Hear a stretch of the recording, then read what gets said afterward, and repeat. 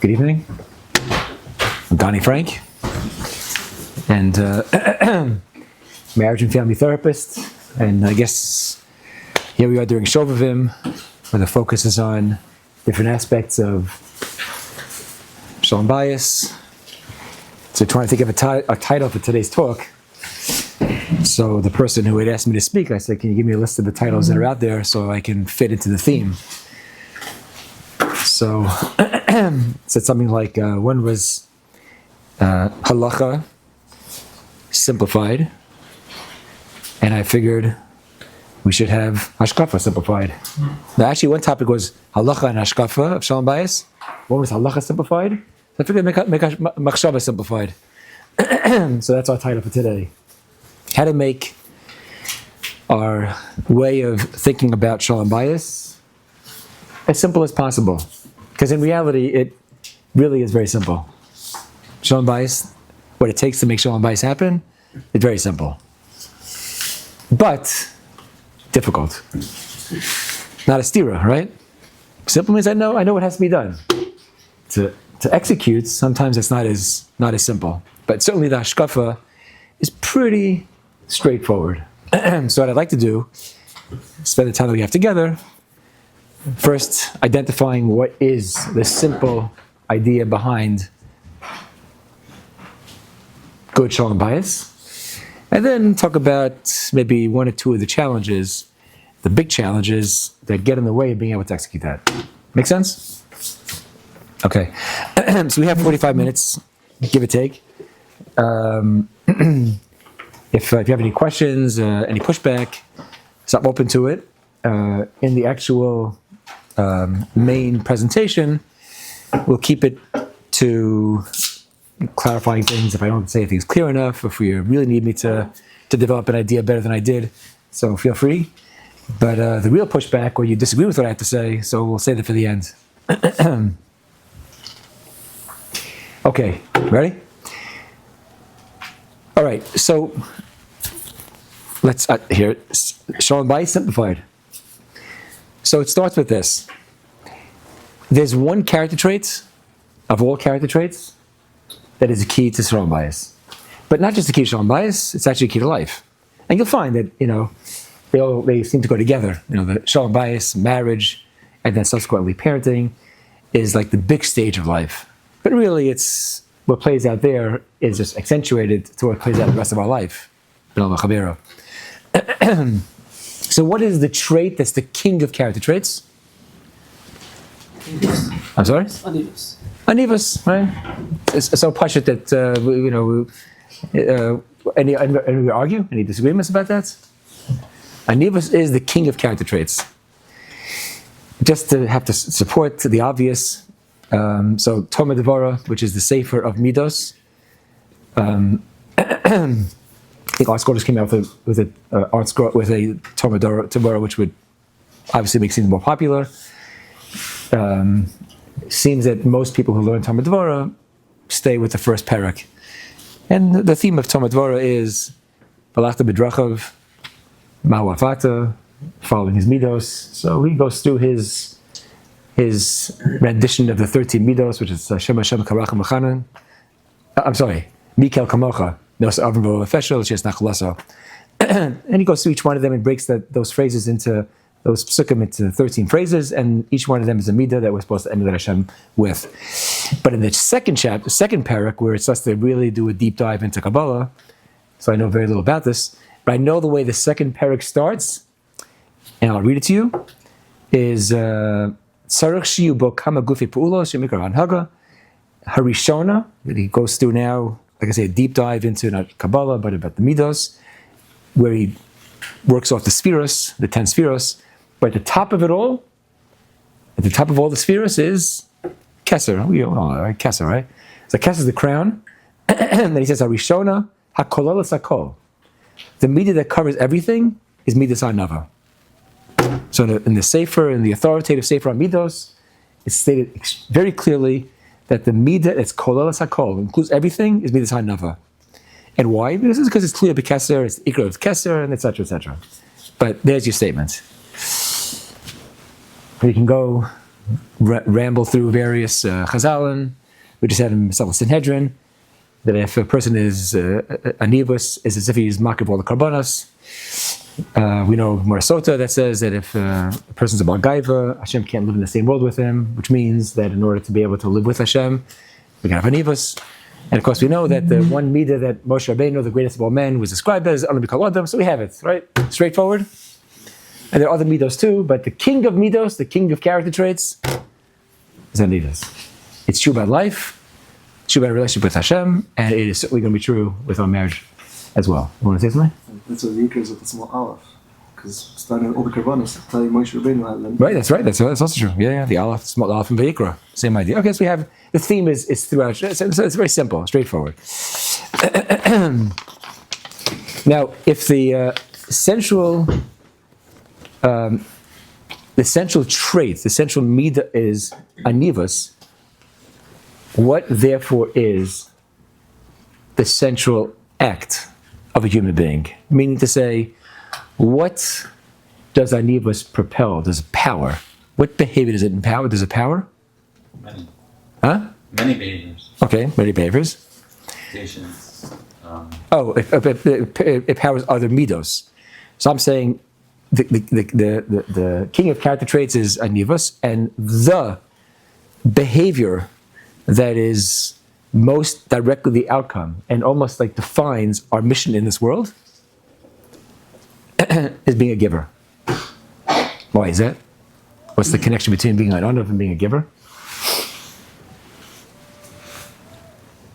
Anybody want to take a shot at it? Just to articulate it? Articulate the obvious?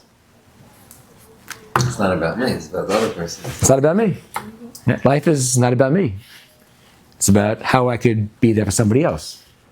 It's not me, it's not about me. I'm in a relationship, so how can I help that person become the best they can be? And that's giving. So anivus, automatically, that necessitates, that's a life of giving. The minute I'm a taker, I suddenly show up. Now, how do we know that, it's logical, but where do we see it? How do we know that giving is the activity, the central activity, the central character trait, and central activity is giving? How do we know that? What's on the core for that, besides it being logical? So I'm going to work off the same mitzvah, because I think actually if there's a mission statement that we can say that, a pasuk in the Chumash that represents a mission statement, I would think that V'lachta B'drachav is ranked pretty high. It tells us what our job in life is. It's to emulate Hashem. So a midah, if Keser is anivus, then obviously we're emulating Hashem by being anavim. But what's the behavior, the central behavior that Hashem is associated with? Why did He create the world? So He's created the world to be meitiv. That's also basic Jewish philosophy. Right? Nothing fancy here.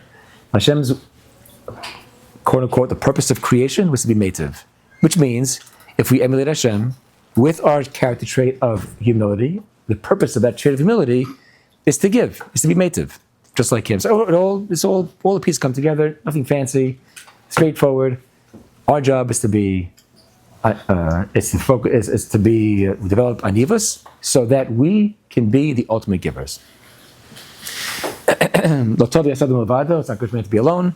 Now Hashem says, Yachad b'tachtonim, there's no giving if you're Yachad b'tachtonim. So we need you to get somebody else in your life, and that person in your life is going to be the one designated for your greatest acts of giving, and that's what marriage is. So the key to success in Shalom Bayis is to be humble, and as a result of the humility, is to focus on how we can continue to give to our spouses. Any questions? No? Straightforward? I actually heard once from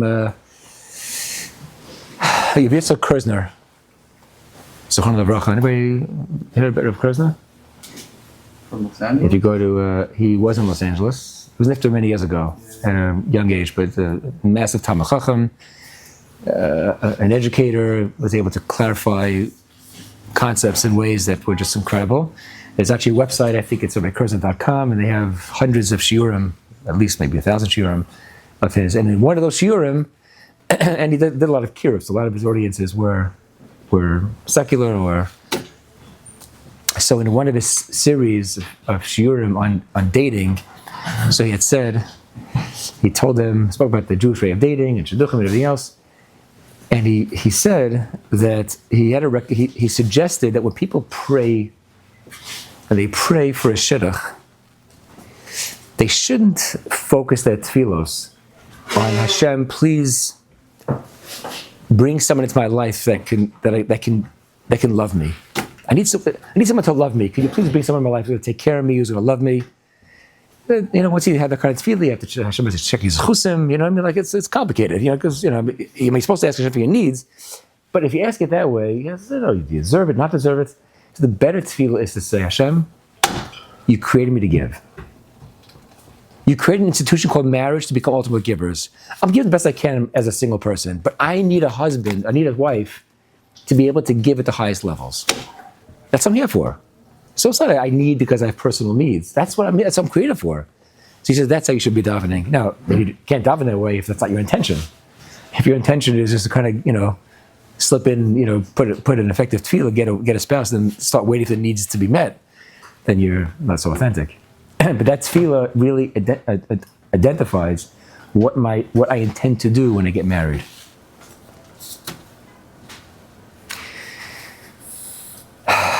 Yeah, we good? Simple. Simplified, but not so easy. Not so easy. Why isn't it so easy? What are the challenges? Besides not me, they're so hard, But what are the specific challenges specific to anivus and specific to giving? It's totally against the human nature. To be givers. Okay. Usually the person's trying to fend for themselves. Okay, so the thought out there is that it's not human nature. We're looking out for ourselves. But I want to understand a little bit more. Are there any forces out there that we can identify, that we can realize what is it that makes us so selfish? And if we can understand this, we can maybe address the problem. So first of all, if we just look, this is just from purely a developmental journey. Nothing dysfunctional so much about this, a little bit, but not really so dysfunctional. But if you just look at the developmental journey, when we're born into the world, we're not expected to be givers. An infant isn't expected to be a giver. An infant comes into the world and they are 100% pure takers.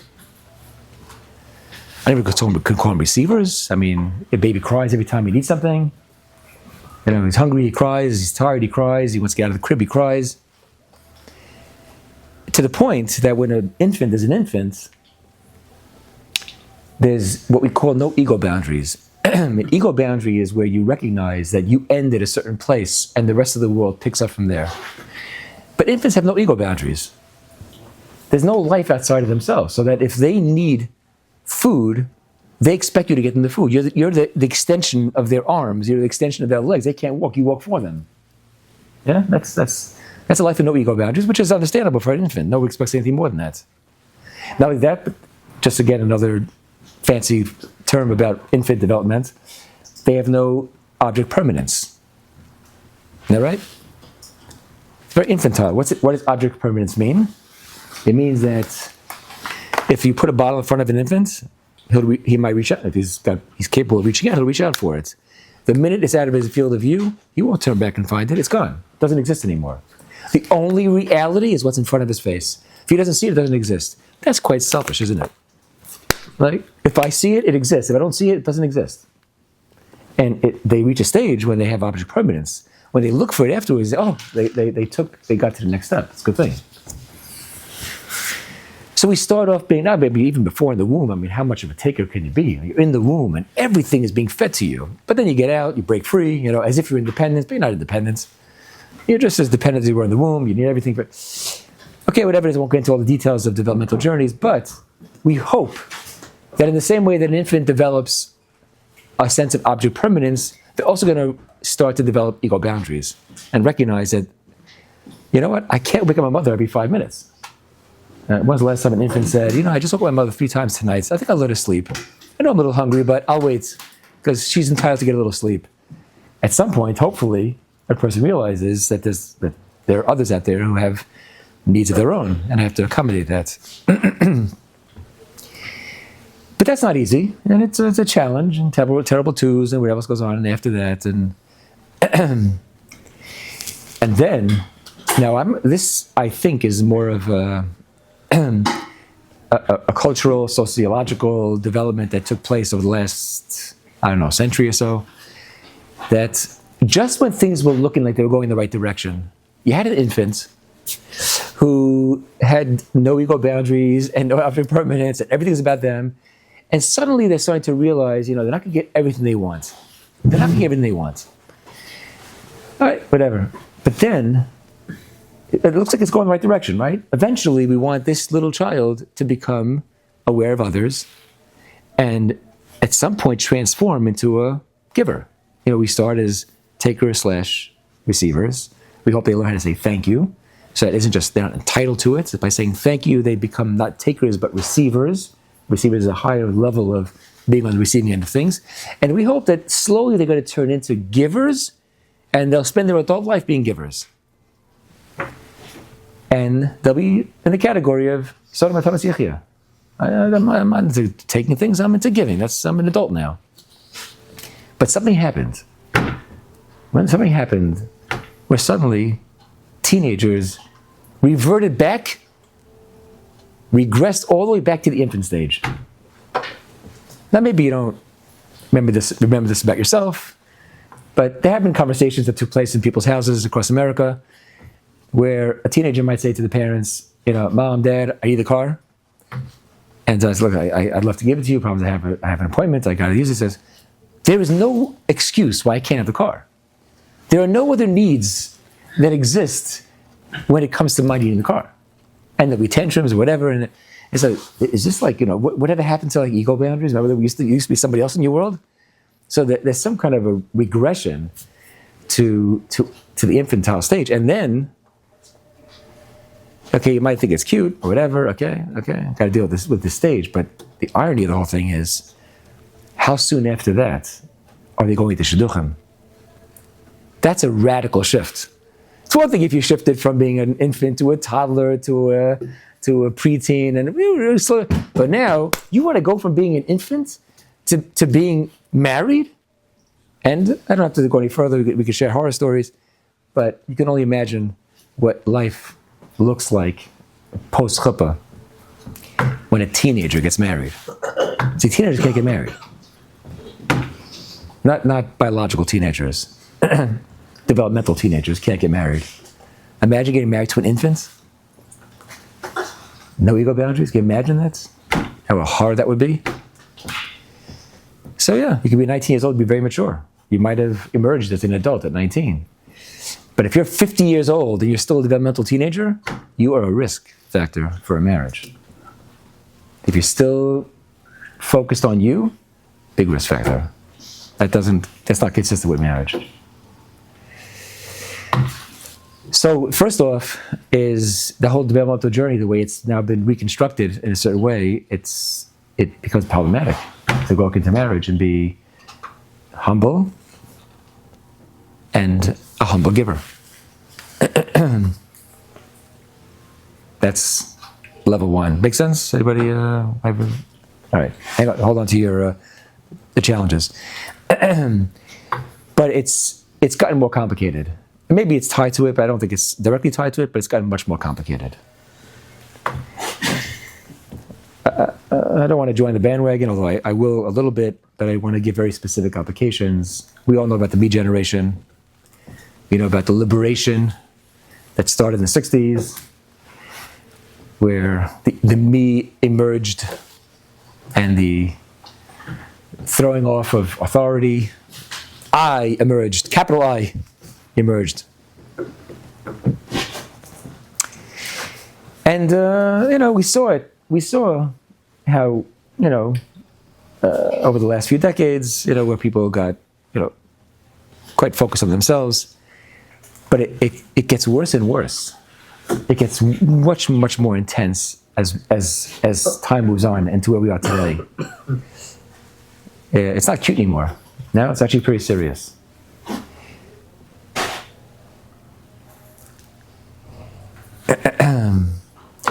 Give some examples.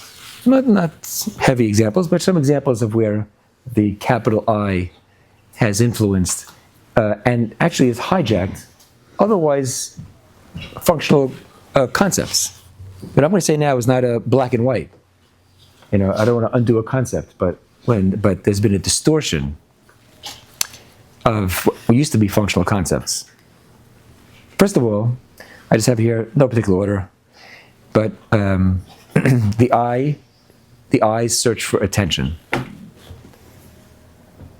Social media,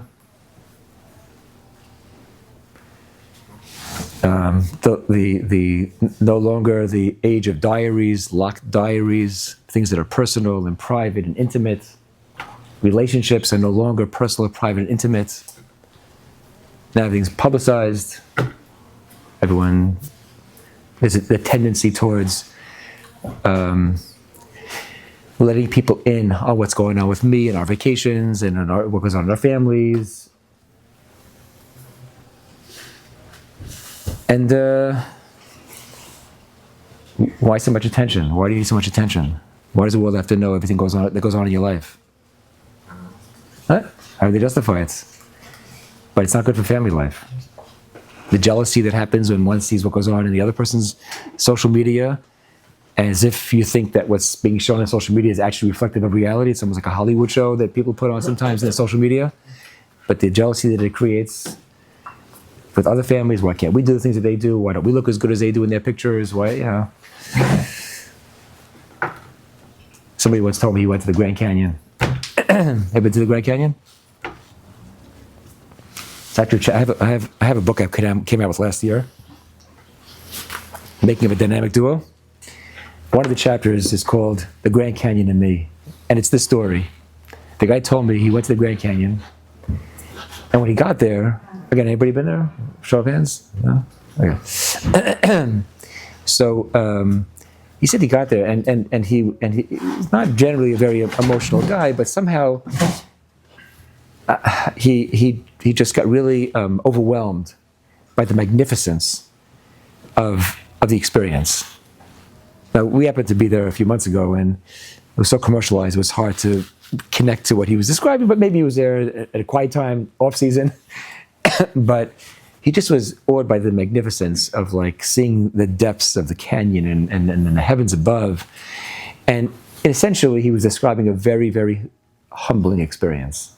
Like when you see yourself in the context of the universe, how small we are, he just felt very, very, very humbled by it. And humbled is good, because that's what we're looking to achieve, right?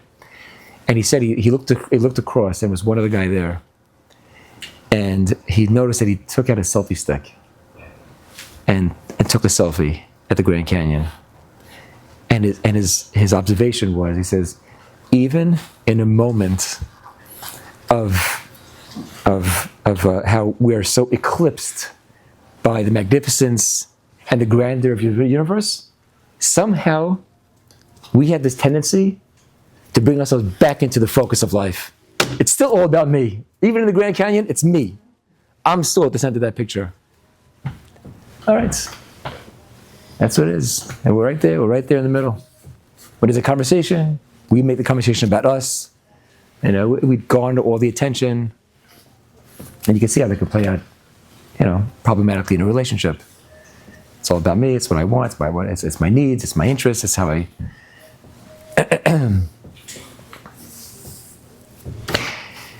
The focus on I has generated an indulgence. I mean, it is, I don't know, at different stages of life, and I know that I've been meeting lately a lot of people who are kind of like midlife, whatever that age happens to be. There's no real exact age for it anymore. Depends on where you're making a transition that's getting it to start having some existential struggles, So all of a sudden, that's when you say, I need to live my life.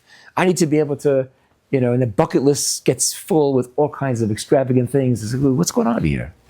Until now, you were living like a very value-centered life. You were working with family. You were dealing with, and suddenly now it's about me.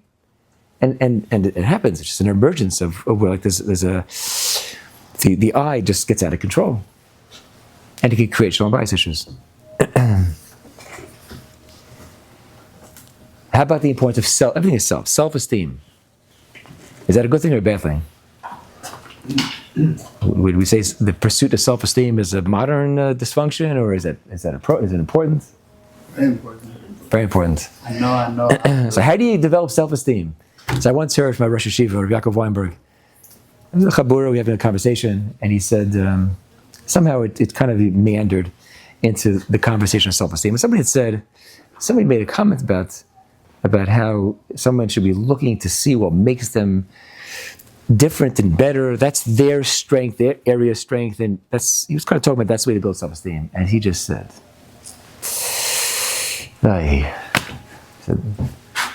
he said, that's the pursuit of self-esteem.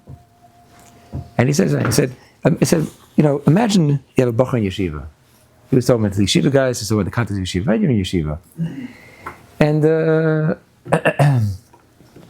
he said, this guy's no self-esteem. It's very low. Got to build it up. He says, what could you be the best at in yeshiva here? So I guess I could try to be you could try to be the biggest masmid. I said, be the biggest masmid? You know those guys over there? I can never compete with them. I said, you're right, you can't do that. How about being the biggest Baal Chesed? Said, this guy over there, there's no way to come near him in Chesed. So you talk, all right. How about being the biggest, whatever, every biggest thing, he can't do it. He said, this guy's doomed. He cannot find what makes him special. And if Armstrong felt that was that pursuit of self-esteem, where am I going to shine? He said it's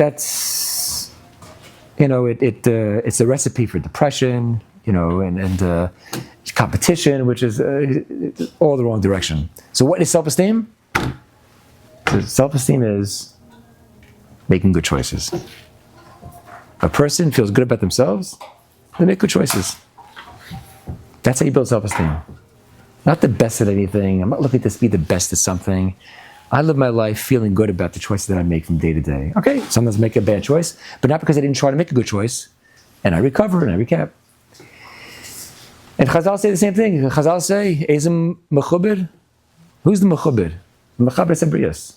It's all choices, all turns into, back to what we started with, giving. If I'm a giver, if I look to see how I make others better, that builds my self-esteem. It's a whole different orientation. People focus on self-protection.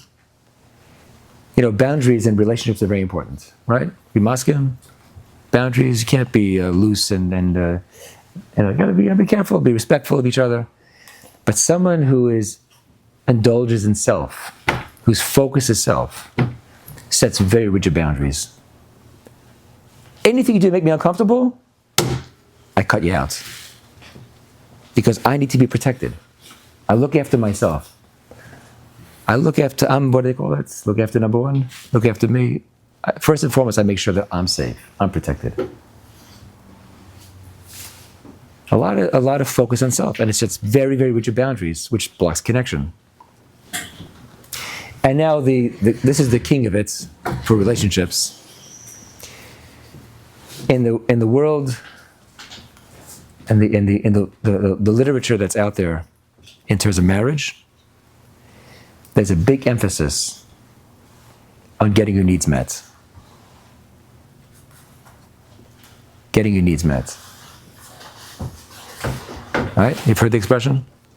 There's a book out there, Getting Your Needs Met, Getting Your Needs Met, yeah, Getting the Love You Want. Are those the books we're supposed to be reading?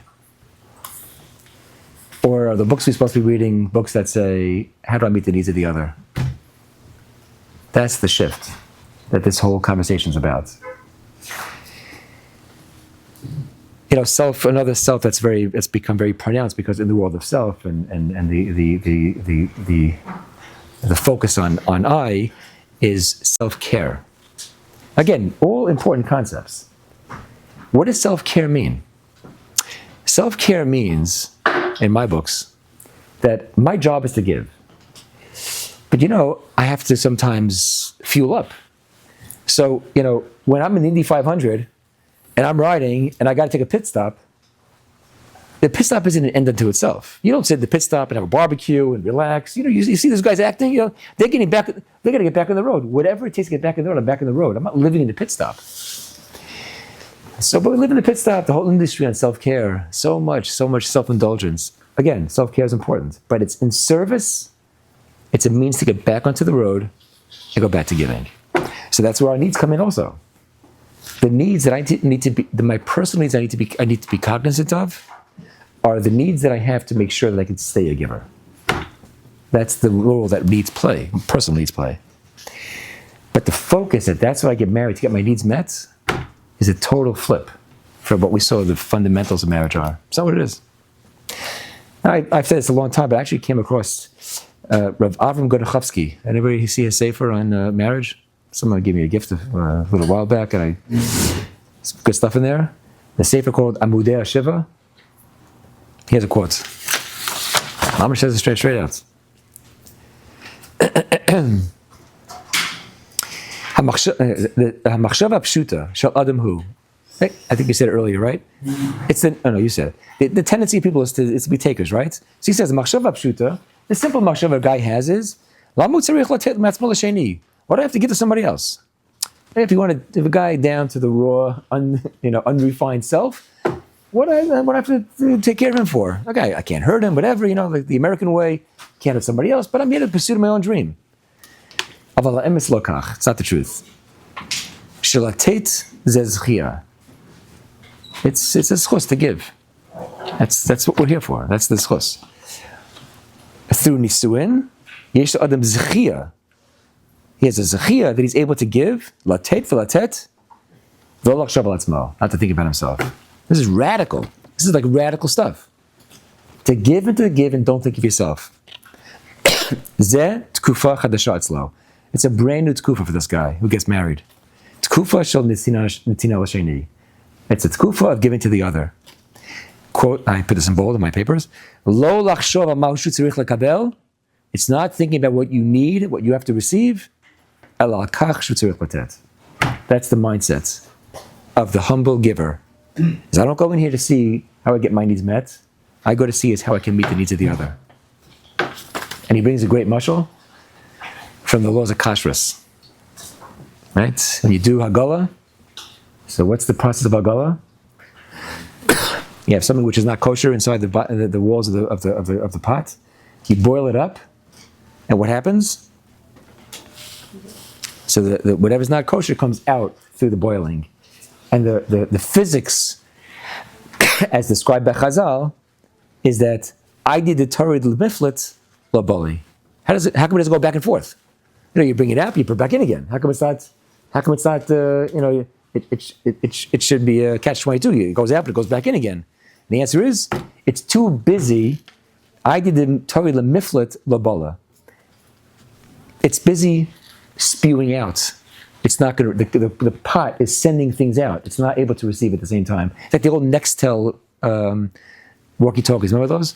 The Nextels, you couldn't talk at the same time. If you send, the other one can't send at the same time. One sends, one receives. That's it. I'm sending. I'm not in a position to receive. I'm too busy giving. So that's what the model of marriage, he says, is. So he says, the menisuin, the tafkid shel adam who's li'otorid lemiflet. I'm so busy giving. Latet v'latet. And memela, lo lach shel asma shu gam tzarich l'kav mash. I forgot the fact that I needed something to do. I was too busy giving. That's our takeaway.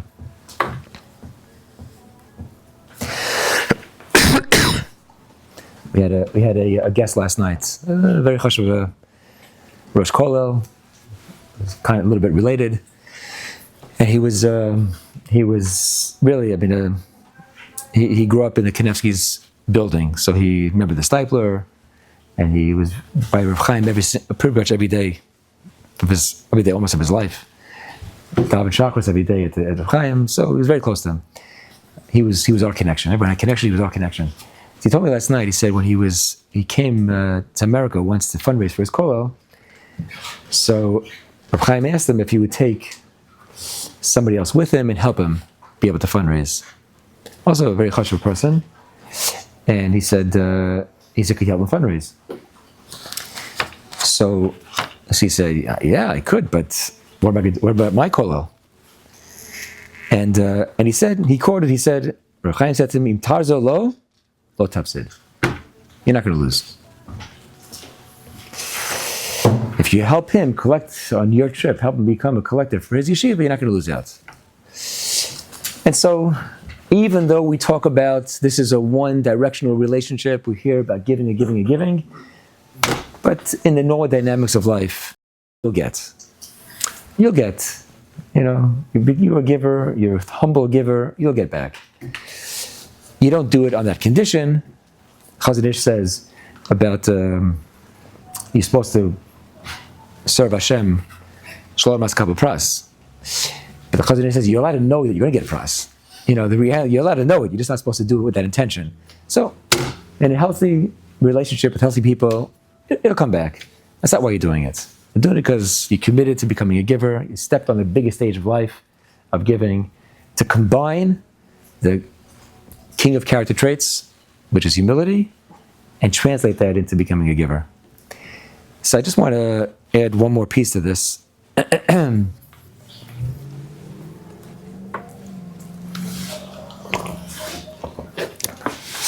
The dynamics of giving. So we said before that Hashem is Meitiv, right? Basic Jewish philosophy. How was he Meitiv? By creating a universe. How did he create the universe? So again, we're entering into realms I know nothing about. I'll use one word. The one word that I've heard used by my Kabbalistic friends is tzimtzum. Yeah? What does it mean? Translate. Contraction. Who contracted? Hashem, Kaviyachol, contracted, and in contracting made room for creation. Adkan, what I can say about that. But about relationships, I could say a little bit more. If Hashem's way of giving, if the dynamics of giving were predicated on tzimtzum, because without there being, quote unquote, room for us, there's no hatava. There's no hatava if there isn't a space for the other. So therefore, there is no hatava and there is no giving unless we can be mitzamtzim for other people. We have to do this, the same dynamics apply to human relationships. So going back to our original discussion about developmental childhood and the child who works in, and if you drew a circle, right, and you put the circle is a universe and that child is first born, the only thing that exists in that circle is me. There's a big me in the circle. Nothing else exists. Because if you go into my world, my view, like now I see you, you absorb into me. You're my arm. You have no identity separate from me. You're an extension of me. So in that earliest stage of life, that circle is all me, and whoever comes in there is me. I suck you into my reality. That's it. Tzimtzum is the beginning of pulling back and allowing that circle to include other people. I let other show up, like a moon, like the crescent of a moon. Start show up a little bit. You know, how much can you expect an infant, a toddler, to be able to make, to give a scoop of ice cream to his sister? I mean, how many times can you expect that? But a little bit, just get the beginnings of he's sharing his ice cream with his sister. But as the Scheiner goes on, we want the other to have more and more space in his life, to the point that he can get married and realize that when he marries an other, she has space in his life that now he has to relate to. When he creates space, he has now someone in his life who may think differently than him and feel differently than him and do things differently than he does, and that's okay. Because I don't expect you to be me because I'm not an infant anymore. I have to deal with the tension of otherness, because without that, there's no giving. The dynamics of giving have to happen when there's a presence of tzimtzum. The more I'm mitzamtzim, the more I let a person be in my world, the bigger giver I can be. And I challenge couples, I challenge people sometimes.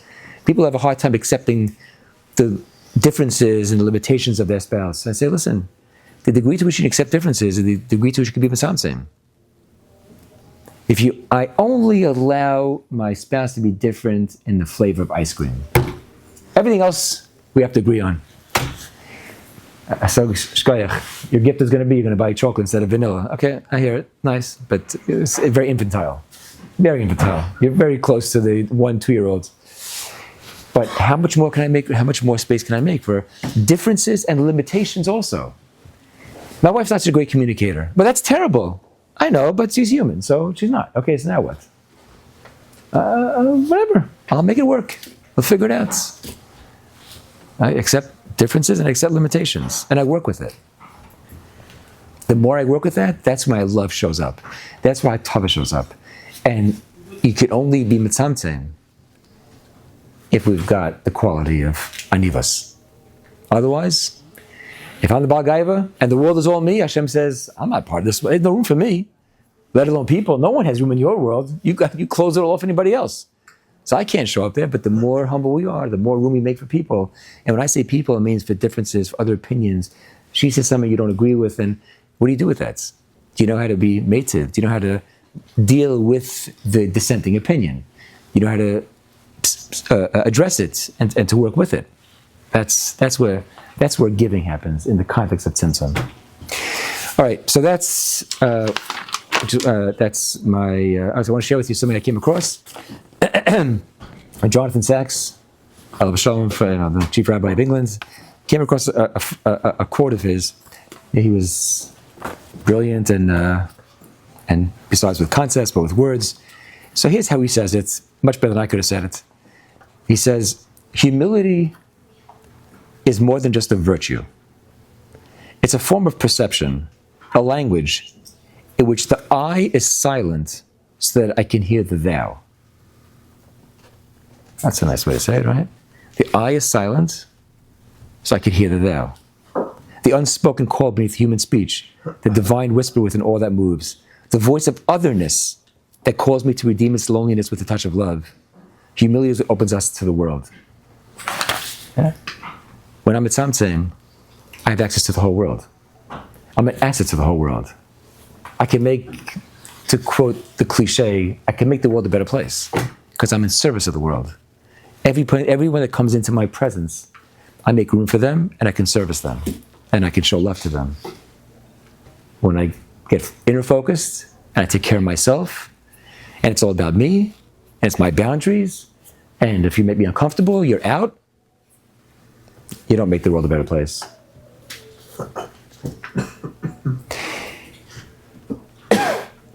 It's funny because he says that, it reminded me, he says the bottom, it's what opens us up to the world. So I remember a year here, I saw once, Lee Iacocca has an autobiography. Anyway, and it was kind of crass and, kind of rough personality, but he was talking about all the problems in America, and he was an old man already, and he's just complaining. His friend said to him, said, Lee, you're an old man already. Just, leave the problems to the next generation. And he said, I would. If they just would get their faces out of the gadgets to see what's going on around them, I'd leave it to them. But how am I going to leave it to them? They're close to the world. They're so self-absorbed. They don't even know what's going on in the world. I can't leave it to them. So Rabbi Sachs talks about you'll be open to the world. But when we're all self-absorbed, there is no world around us. So you have to appreciate the value of being open to the world. It's an old idea that got lost in this generation. We've got to reclaim it. But my last point over here, on our 45th minute, as much as Anivus is the key, the simple fact of the character trait that drives good marriages and relationships, and how it translates into becoming, it is what's necessary to become the givers and those that are matamtem, those that can truly say that they're living a relationship to be able to meet the needs of others and not so much. And I did the Polit Lovala, I don't even know, I forgot to ask my needs because I was too busy focusing on yours. But false anivus is a problem. There's another chapter in my book, and it's about knowing who you are. I was going to tell you the story. There's a Jewish version of the book and then a secularized version of the book. They're very similar, but except for 1 or 2 chapters. So the one I had to adjust was the one I'm going to tell you now, but I'll tell you the Jewish version. So basically, it's a Bais Medrash Ohr Chaim. Happened to me. So it's a long story. Make a long story short, when I was about 20 years old, I don't know how this happened. Back in the days, we used to go to Pesach hotels. It wasn't so fashionable. Homewack, Homewack, the Brown, Stevensville, none of these fancy places we have today. And my mother's a dance teacher, so she used to always get a job, at the hotels and whatever. So a couple weeks before Pesach, my father, Shalom, he asked me, I was learning in Yisrael at the time, he said, would you mind giving a shiur or two over Pesach? I said, I guess so, why not? I figured it's part of the package, my mother's going to be dancing, I'll do 1 or 2 shiurim, whatever, who knows, whatever. Anyway, we get to the hotel, and I was a, somewhat immature 20-year-old, as my brothers were too. So we get to the hotel, it's arrogant, we're horsing around, a pillow fight, whatever's going on. And then we get a phone call to the room. So I answer the phone. Did I answer the phone? I don't know anymore. Anyway, the guy says, hi, I'm calling for Rabbi Frank.